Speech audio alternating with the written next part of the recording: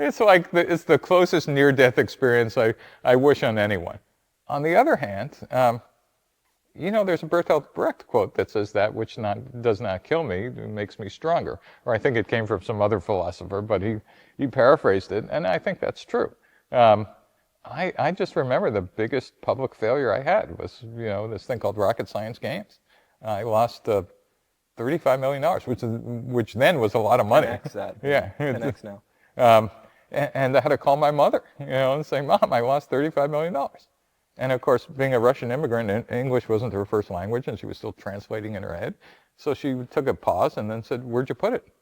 I said, no, I lost it, it's gone. I'm in Brazil. I lost it. And then she said, oh my God, the country we came from is gone. And then she thought about it and said, and her name's blank, you can't even change it. And I said, no, the reason I'm calling you is the people who gave me the money just gave me another $12 million to do my next startup.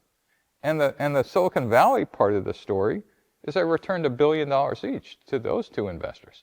And that's not a Steve Blank story, that's a Silicon Valley entrepreneurship cluster story. And by Silicon Valley, I mean other clusters.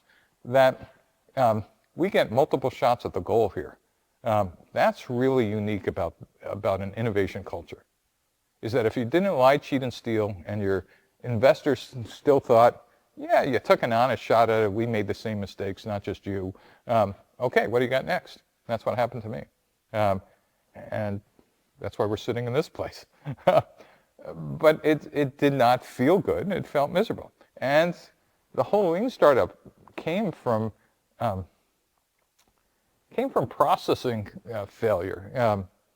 The first thing that happened when that company failed is I went through the 12 steps. I went, no, it can't be happening. The second one was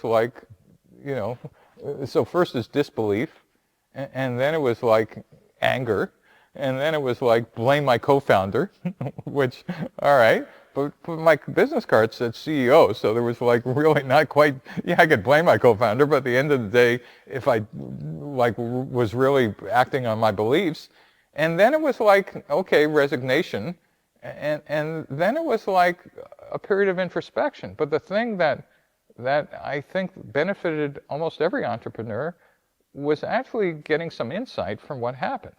And what happened was, even though in my earlier startups I had listened to customers, what killed this one was hubris.